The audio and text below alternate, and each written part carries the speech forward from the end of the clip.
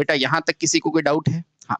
और इसका मान हमेशा क्या होता है? वोल्ट। क्या होता है? वोल्ट। बहुत सही। अच्छा, ये कितने पोलों के लिए बेटा? यह मान कितने पोलों के लिए है? तो यहां से मैं कह सकता हूं आर्मेचर के प्रति चालक में औसत विद्युत वाहक बल। ये मान क्या है? ये जो मान है ना, ये क्या है बेटा? आर्मेचर के, आर्मेचर के कितने चालक बेटा? एक चालक में।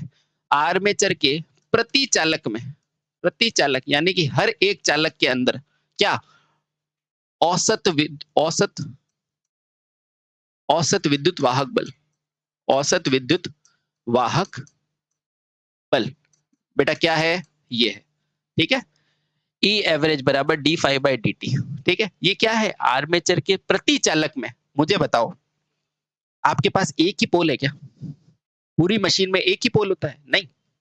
देखो, एक पोल, दो पोल, तीन पोल, चार पोल, अरे पोल तो खूब सारे होते हैं, है ना? पोल तो खूब सारे होते हैं। अब बताओ, अगर पोल खूब सारे होते हैं तो पोलों की संख्या मैं पी मान लूं, तो माना, माना पोलों की संख्या कितनी है? माना पोलों की संख्या कितनी है मेरे पास? पी है। तो फ्लक्स परिवर्तन कितना होगा बेटा? डी फाइव भी मेरे पास कितना हो जाएगा? पी इंटू डी फाइव, है ना भाई? एक पोल होता तो डी फाइव परिवर्तन, और पी पोल है तो पी डी फाइव परिवर्तन। कोई दिक्कत है क्या? अगर एक पोल होता तो पी फाइव, अगर इतना होता तो पी डी फाइव परिवर्तन, है ना? है ना? अब देखो, माना फ्लक्स परिवर्तन जो है ना, माना फ्लक्स परिवर्तन डी फाइव का मान कितना है? वो मैंने मान लिया फाइव। ठीक है, तो यहां से क्या निकल गया? P into five. कोई दिक्कत? यानी कि यहां से मुझे डी फाइव का मान जो है वो क्या मिल गया बेटा? डी फाइव का मान कितना मिल गया? P into five. यानी कि पी फॉलो पर फाइव परिवर्तन से पी फाइव का मान आ गया। ठीक, अब बचा मेरे पास डी टी। क्या आया? D T. अच्छा, इधर आओ। आपको क्या पता है बेटा? आपको पता है समय जो होता है ना, समय वो क्या होता है बेटा? एक बटा आवृत्ति। यहां तक किसी को कोई दिक्कत है क्या? भाई आपने ऐसी थ्योरी पढ़ रखी है, समय बराबर एक बटा आवृत्ति पढ़ा। हाँ, उसने आवृत्ति नहीं देखी, स्पीड दे दिया। आवृत्ति नहीं देखी, स्पीड दे दिया, यानी कि वन बटे, इसको मैं ऐसे भी से लिख सकता हूँ, वन बटे आवृत्ति। इसकी जगह क्या लिख सकते हो? आवृत्ति। और आवृत्ति किसका उल्टी होते है बेटा? गति का, है ना? ठीक है, यहां से मैं कह सकता हूं एक बटे एक, और गति क्या है बेटा? एन। और ये एन गति किस में होती है बेटा? आरपीएम में होती है। ये किस में होती है बेटा? आरपीएम में होती है। लेकिन मुझे गति क्या चाहिए बेटा? आरपीएस में, यानी कि सेकंड में गति चाहिए। किस में चाहिए? सेकंड में। तो देखो बेटा, यहां से इसको हटाओ, तो यहां से आप सिंपल सा लिख सकते हो, ये आवृत्ति क्या है बेटा? ये आवृत्ति क्या है? रोटेशन प्रति मिनट। इस आरपीएम को क्या लिखते हो? रुको बेटा, आरपीएम बराबर क्या होता है? घूर्णन प्रति मिनट। घूर्णन प्रति मिनट होती है कि नहीं? होती है। लेकिन आपको आवृत्ति जो होती है ना बेटा, ये सेकंड में होती है। भाई आवृत्ति की परिभाषा क्या बताई थी मैंने? एक सेकंड में चक्रों की संख्या। तो बेटा इसको सेकंड में बदलोगे तो किस में बदल जाएगी? इसको जब आप सेकंड में बदलोगे ना, यानी कि आरपीएस में आपको चाहिए, तो बेटा वो कितनी हो जाएगी? वो हो जाएगी आपकी एन बटे में 60। बोलो कोई दिक्कत? ये क्या है? आरपीएम, है ना? ये आरपीएम में होगी। अगर 60 से भाग लगोगे तो ये आरपीएस में हो जाएगा। पूरा मान किस में हो जाएगा बेटा? ये हो जाएगा आरपीएस के मान। ठीक, अब इस मान को इधर रख दो, तो यहां से मेरे पास समय कितना आ गया? तो यहां से मैं देखो, ये समय यानी कि डेल्टा टी बराबर क्या लिख सकता हूं? देखो यहां पे लिख दो एक बार, डेल्टा टी बराबर 1 अपॉन, इसकी जगह क्या लिख सकता हूं बेटा? एन बटे 60। अब ये 60 चला जाएगा ऊपर, तो बेटा इसका मान आ गया 60 बटे में एन। कोई दिक्कत? ये क्यों किया? क्योंकि मुझे सेकंड में मान चाहिए। ठीक, अब आओ इधर, यहाँ dt का मान कितना आ गया? 60 बटे एन। बस अब सारी चीजें आपके पास आ चुकी है। तो यहां से आप पहले इक्वेशन को वापस लाओ बेटा, पहले इक्वेशन को वापस लाओ, और यहां से मेरा ई एवरेज क्या निकल जाएगा? P5 की जगह P5, है ना? D5 की जगह P5, और ये क्या हो जाएगा बेटा? 60 बटे में n। ठीक, अब ये n चला जाएगा ऊपर, n चला जाएगा ऊपर, और यहां से बेटा आपकी समीकरण आती है क्या? P5 n बटे में 60। बोलो समझ में आया? इतना आसान नहीं है बेटा। आ गया? आ गया? पक्का? पक्का? हाँ। अब ये तो क्या था बेटा? प्रति चालक। तो यहां से मैंने क्या सीखा? यहां से सीखा कि प्रति चालक, प्रति चालक मेरा ईएमएफ कितना है बेटा? मेरा ई एवरेज का मान कितना आया? वो आया मेरा P5n बटे में 60 वोल्ट। अब बताओ, किसी भी मशीन में एक चालक होगा तो किसी मशीन में कितने होंगे बेटा? जेड चालक होंगे। देखो चालक क्या है बेटा? तार ही तो है। मशीनों के अंदर मैंने तार बताया था ना, कितना सारे लपेटे हुए होते हैं, कितने सारे होते हैं। तो बेटा एक नहीं होते, इसके अंदर जेड चालक होते हैं। कितने होते हैं? जेड चालक होते हैं। तो अब मैं क्या कह सकता हूं? इसलिए जेड चालकों में, जेड चालकों में, जेड चालकों में विद्युत वाहक बल, विद्युत वाहक बल। अरे मुझे ये बताओ, 1 रुपए में इतनी सारी चॉकलेट आएगी, तो बताओ जेड चालकों में कितनी है? तो मल्टीप्लाई कर दो भाई। एक पार्ले जी बिस्कुट 10 रुपए का है, तो 10 कितने के होंगे? ₹100 के, है ना? तो बस सीधा मल्टीप्लाई कर दो। तो अतः अतः अतः जेड चालकों में जो मेरा विद्युत वाहक बल होगा ना बेटा, विद्युत वाहक बल, भाई एक में इतना उत्पन्न होगा तो जेड में कितना हो जाएगा? सिंपल सा देखो, पी फाई जेड बटे 60 इंटू इंटू क्या? Into Z. ओहो, पी फाई एन बटे में 60 इंटू जेड। समझ गए? समझ गए? अभी कहाँ समझे हो? अभी तो रुको लला, रुको। यहाँ तक समझ में आया आपको? पक्का आ गया? ठीक है। अब देखो ये क्या मान आया? ये आया आपके पास कुल मिला के एन जेड चालकों के अंदर वोल्ट था। ठीक है। अब मुझे बताओ आर्मेचर की वाइंडिंग कितने प्रकार की होती है?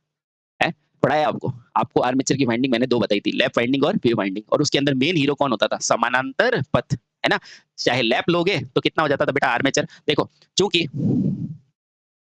आर्मेचर वाइंडिंग क्या होती है बेटा? आर्मेचर वाइंडिंग कितने प्रकार की होती है? दो प्रकार की होती है ना। एक कौन सी होती है बेटा? लैप। और एक क्या होती थी? वेव, है ना? हाँ। और इसके अंदर समानांतर पथ कितने होते थे? ए बराबर पी। और इसमें कितने होते थे बेटा? ए बराबर 2। बेटा इसका मतलब क्या है? कभी जाना आपने? यानी कि ईएमएफ इन पथों में ही तो उत्पन्न होगी। नहीं समझे? सुनो, लैब के अंदर बेटा क्या होंगे? पी पथ होंगे, पी पथ होंगे, पी पथ होंगे। ये ऐसे ऐसे ऐसे ऐसे कितने होंगे बेटा? पी पथ होंगे। ठीक है। हाँ। वही वेव के अंदर बेटा ऐसे ऐसे सिर्फ दो ही पद होंगे जहां से धारा निकलेगी, जहां से धारा निकलेगी। समझ में आया? आया भाई आया। इसका मतलब क्या है? अभी सितारों के आगे जहान और भी है। तो माना कि समानांतर पथों की संख्या कितनी है? ए है। समांतर पथों की संख्या कितनी है? ए है। तो बेटा ए से जब भाग दोगे ना तब जाके आपका ईएमएफ आएगा। ठीक है। तो लिखो बेटा, अतः मान, हाँ, यदि समांतर पथों की संख्या, समांतर पथों की संख्या कितनी है? संख्या कितनी है? अगर बेटा आपके ए है ना, ए है, अब जाके आपका मान आएगा कि ई एवरेज का मान फाइनली क्या आ गया आपके पास? पी फाई जेड एन बटे में 60 ए। ये मान है बेटा आपका। ठीक है। और इसी को बोलते हैं प्रेरित वोल्टता। प्रेरित वोल्टता। समझ में आया? समझ में आ गया? बिल्कुल सही है। और बेटा इसको स्टैंडर्ड तरीके से कैसे लिखते हैं? मानक रूप से कैसे लिखा जाता है? तो बेटा मानक रूप से इसको लिखा जाता है ई एवरेज बराबर, इसको मानक रूप से कैसे लिखोगे आप? इसको लिखते हैं फाई जेड एन। वही फॉर्मूला है, कोई दिक्कत नहीं है। फाई जेड एन बटे में 60। और देखो बेटा जो भी पोल होते हैं ना उसको क्षेत्रफल से ऐसे लिखा जाता है। इसका मानक निरूपण ये होता है। ठीक है। फाई जेड एन 60 बटे वी, ये है वोल्ट। इसको ऐसे क्यों लिखा जाता है सर? क्योंकि जैसे ही मैं लैब बोलूंगा ना तो इसका मान पी के बराबर घट जाएगा और वे बोलूंगा तो 2 आ जाएगा। करके बताऊं? देखो ये क्या है बेटा? मानक निरूपण। मानक निरूपण आप डायरेक्ट भी याद करोगे तो कोई दिक्कत नहीं। ठीक है। अब देखो यही मान 2 के लिए हो जाएगा। या तो आप क्या निकलोगे? ईएमएफ का मान। ईएमएफ का मान किसके लिए बेटा? लैब के लिए। या फिर क्या लिखोगे बेटा? ईएमएफ का मान किसके लिए? ये इंपॉर्टेंट है, ध्यान रखना। ठीक है। या फिर ईएमएफ का मान किसके लिए? अगर आपको वेव के लिए निकालने का बोलेगा। ठीक है। वेव क्या? आर्मेचर वाइंडिंग, क्योंकि आर्मेचर में ही तो उत्पन्न करोगे, है ना? बेटा इसके लिए आपके समांतर पथों की संख्या कितनी होती है? पी। कैसे याद कराया था? लैप यानी कि एल ए पी। तो देखो गौर से देखोगे तो ये पी। और वेव कैसे जाती है? वेव जाती है ऐसे ऐसे, है ना? तो इसके लिए समांतर पथों की संख्या कितनी होती है? 2। अब इस इक्वेशन के अंदर ये वैल्यू रखो और आंसर आ जाएगा। ठीक है। तो यहां से आपका ईएमएफ क्या आएगा? देखो ई किसके लिए बेटा? लैप के लिए। तो कितना हो जाएगा? पाई जेड एन बटे में 60। अब देखो यहाँ पे ये पी और ये भी पी, तो ये पी से पी कट गया। देखो ए बराबर पी है, इसलिए बेटा इसके लिए क्या आता है? ये डायरेक्ट फॉर्मूला है। ठीक है। यानी लैब पूछे तो ये फॉर्मूला डायरेक्ट लगाओ और आंसर आ जाएगा। ठीक है। एग्जाम में कहीं आपको ए वे में कंफ्यूज हो तो करने की जरूरत नहीं है। ठीक है। अगर ईएमएफ पूछे तो बेटा ई वेव के अंदर ईएमएफ क्या आएगा? तो देखो वापस लिखो, फाई जेड एन बटे में क्या आएगा? 60। और बेटा यहाँ क्या आएगा? देखो पी तो ऊपर आएगा और यहाँ इंटू 2। यानी कि इसके लिए आप डायरेक्ट ये भी लिख सकते हो, ई वेव यानी कि ई यानी कि एवरेज वेव वाइंडिंग में कितना हो जाएगा?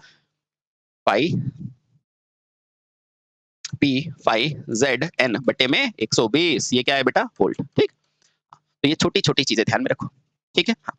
अब यहाँ पर कौन क्या है उसके बारे में बात कर लेते हैं। आओ। जहां जहां सबसे पहले तो क्या है जिसको आप निकाल रहे हो? ई एवरेज। तो ई एवरेज क्या है बेटा? डीसी जनित्र का उत्पन्न विद्युत वाहक बल। डीसी जनित्र का उत्पन्न विद्युत वाहक बल, और इसका मात्रक क्या होता है? वोल्ट। आप सभी जानते हैं। ठीक है। अच्छा उसके बाद क्या है बेटा? फाई। अब ये फाई क्या है? देखो क्या लिखा है आपने? ये फाई क्या है बेटा? प्रति पोल। क्या है बेटा? फाई क्या है आपका? प्रति पोल चुंबकीय फ्लक्स, है ना? क्योंकि एन भाई प्रति पोल है। अब जब पी पोल है तो इसको मल्टीप्लाई किया तो इसके कुल फ्लक्स आ गया, है ना? तो फाई क्या है? प्रति पोल। इसलिए कभी कभी बेटा इसको फाई पी भी लिखा जाता है ना। तो फाई क्या है आपका? प्रति पोल, प्रति पोल चुंबकीय फ्लक्स। अब चुंबकीय फ्लक्स की इकाई क्या होती है, आप सभी जानते हैं, वेबर, है ना। मैग्नेट आप सबने अच्छे से पढ़ रखा है, ठीक है। और क्या है बेटा इसके अंदर, जेड। जेड क्या होता है बेटा, आर्मेचर कंडक्टर की संख्या, आर्मेचर चालकों की संख्या, है ना। चालक क्या होता है, ये सब पढ़ेंगे, डोंट वेरी, है ना। आर्मेचर चालकों की संख्या, चालक वो होता है जिसके अंदर धारक बनती है, चालकों की संख्या, ठीक है। उसके अलावा और क्या है, पी यानी कि पोलों की संख्या, मशीन के अंदर कितने पोल है, पोल संख्या, ठीक है। पी यानी कि पोल संख्या। और अंत में क्या है बेटा, ए। ए क्या है, ए क्या होता है बेटा, आर्मेचर वाइंडिंग के समानांतर पथ। ए क्या होता है बेटा, आर्मेचर वाइंडिंग के समानांतर, समानांतर पथ, यानी कि कितनी समांतर पथ से ईएमएफ उत्पन्न हुआ है, ठीक है। ये लो बेटा आपके ईएमएफ इक्वेशन भी आपके सामने, ठीक है। आसान है ना, बहुत आसान है बेटा, बहुत आसान है। चलिए अब अपन क्या करते हैं, डीसी जनरेटर का वर्गीकरण कर देते हैं, ठीक है। यानी कितने प्रकार के होते हैं, ठीक है, स्टैंडर्ड, एकदम स्टैंडर्ड, ठीक है। आओ बहुत से, डीसी जनरेटर का वर्गीकरण, अगला पॉइंट, डीसी जनित्र का वर्गीकरण, यानी कि क्लासिफिकेशन ऑफ डीसी जनित्र। चलो आराम से चलते हैं, डीसी जनित्र का वर्गीकरण, ठीक है। हाँ, तो बेटा इसको दो प्रकार से मुख्य रूप से करते हैं। तो बेटा मुख्य रूप से कितने प्रकार से करते हैं, दो प्रकार से। देखो क्यों करते हैं, इसको समझो बेटा, इसको समझो। दो प्रकार से, पहला क्या है बेटा, देखो डीसी जनित्र क्या होता है, आप यांत्रिक ऊर्जा लोगे, और जो यांत्रिक ऊर्जा लेते हैं उसे क्या बोलते हैं बेटा, प्राइम मूवर, है ना। और एक उसकी फील्ड को उत्तेजित करोगे तो बेटा उसको कहते हैं एक्साइटेशन। इसलिए दो प्रकार से करते हैं। तो लिखो बेटा, पहला क्या है, प्राइम मूवर के आधार पर, पहला क्या है बेटा, प्राइम मूवर के आधार पर, on the basis of prime mover, ठीक है। और दूसरा क्या हो जाएगा बेटा, उत्तेजना के आधार पर, दूसरा क्या हो जाएगा, उत्तेजना के आधार पर, है ना, on the basis of excitation, on the basis of prime minister नहीं, प्राइम मूवर, ठीक है, समझ गए। अब देखो बेटा, प्राइम मूवर क्या होता है, जो यांत्रिक रूप से दिया जाता है ना, वही होगा। प्राइम मूवर का अर्थ क्या है, जो जो यांत्रिक ऊर्जा के रूप में, यांत्रिक ऊर्जा के रूप में किसको, डीसी जनित्र को, डीसी जनित्र को दिया जाता है, जो यांत्रिक ऊर्जा के रूप में डीसी जनित्र को दिया जाता है, समझ गए, समझ गए। अब पहला क्या होगा बेटा, या तो आप क्या दोगे, जल वाष्प टरबाइन से दोगे, है ना, भाई जल से आप उस टरबाइन को घुमाओगे, या वाष्प टरबाइन होगी या डीजल टरबाइन होगी। तो पहली क्या होगी बेटा आपकी, पहला जो आपका इसका हिस्सा होगा वो क्या होगा, जल टरबाइन। और जल की सबसे विशेषता ये है बेटा, फ्री होता है ना, ईंधन फ्री होता है। वैसे तो प्रकृति ने कुछ भी फ्री नहीं दिया, तो जल टरबाइन, ओहो, जल टरबाइन, ठीक है। दूसरा क्या होगा बेटा आपका, वाष्प टरबाइन, दूसरा क्या होगा, वाष्प टरबाइन, बहुत अच्छे, वाष्प टरबाइन, ठीक है। और तीसरा और सबसे इंपॉर्टेंट बेटा आपका क्या होता है, आपका होता है ललगी डीजल इंजन। ये कौन सा डीजल इंजन पता है, आपकी शादी होगी ना तो घर के बाहर वो नहीं बसता टिक टिक टिक टिक टिक टिक टिक टिक वो ठीक है। तो डीजल इंजन, ये सब क्या है बेटा, टरबाइन के प्रकार है, समझ गए। अब देखो जो ये उत्तेजना होगी ना, उत्तेजना, अब देखो, अब दो तरह से उत्तेजना होती है। देखो या तो आपको खुद में गुस्सा आता रहता है तो वो होगी स्व उत्तेजना, या आपको कोई दूसरा दिलाता है तो वो हो जाएगा बेटा क्या, पृथक उत्तेजना। बस आपने देख के तो बनाया हुआ है, ठीक है। तो पहला क्या हो जाएगा बेटा, पृथक रूप से उत्तेजित। तो पहला क्या हो जाएगा, पृथक रूप से, पृथक उत्तेजित। पृथक का मतलब अलग से, ये सब पढ़ाऊंगा, डोंट वेरी। पृथक का मतलब क्या होता है बेटा, जो अलग से उत्तेजित होते हैं, ठीक है। यानी इसकी फील्ड को दूसरी तरह से अपन एक्साइटेड करते हैं, जैसे डीसी जनरेटर वगैरह से, ठीक है। आराम से समझो, पहले शांति से समझो, ठीक है। और दूसरा क्या हो जाएगा बेटा, स्व उत्तेजित। दूसरा क्या हो जाएगा, स्व उत्तेजित, जो खुद से ही एक्साइट रहते हैं ना, स्व उत्तेजित, स्व उत्तेजित। अच्छा, अब ये जो स्व उत्तेजित होते हैं ना बेटा, ये इनका फिर से क्लासिफिकेशन होता है स्व उत्तेजित का। स्व उत्तेजित में पहला क्या होता है बेटा, आप सभी जानते हैं, कौन से, सीरीज जनित्र। पहला क्या होता है बेटा, इसमें ए लिख दूं क्या, ये होता है बेटा सीरीज जनित्र, सीरीज जनित्र, ठीक है। अच्छा, दूसरा क्या होता है बेटा, सीरीज के बाद शंट जनित्र, शंट जनित्र। अच्छा, और तीसरा क्या होता है बेटा, कम्युलेटिव कंपाउंड। ये बड़ा इंपॉर्टेंट है। तीसरा क्या होता है बेटा, इन दोनों से मिलाकर बनाया जाता है, शंट और श्रेणी की कुछ विशेषताएं लेकर हम क्या बनाते हैं बेटा, बनाते हैं कंपाउंड जनित्र। तो तीसरा क्या है बेटा, कंपाउंड जनित्र, ठीक है। हाँ, अब बेटा ये कंपाउंड जनित्र भी होता है ना, ये अलग अलग प्रकार का होता है, ठीक है। या तो इसको शंट के प्रकार से लोगे या फिर फ्लक्स के प्रकार से। तो बेटा कंपाउंड जनित्र दो प्रकार का होगा। पहला क्या होगा बेटा, पहला इसको क्या लो, एक्स ले लो क्या, एक्स क्या लोगे बेटा, शंट के आधार पर, शंट के आधार पर, है ना। और दूसरा बेटा क्या होगा, या तो इसके शंट के आधार पर करोगे, है ना, और या फिर बेटा इसको किसके आधार पर करोगे, इसके चुंबक के आधार पर करोगे, या फिर चुंबकीय फ्लक्स के आधार पर करोगे, चुंबकीय फ्लक्स के आधार पर, फ्लक्स के आधार पर, फ्लक्स के आधार पर। अब बेटा जगह तो बची नहीं है, फिर भी हम कोशिश करते हैं, कहाँ लिखें, कहाँ लिखें।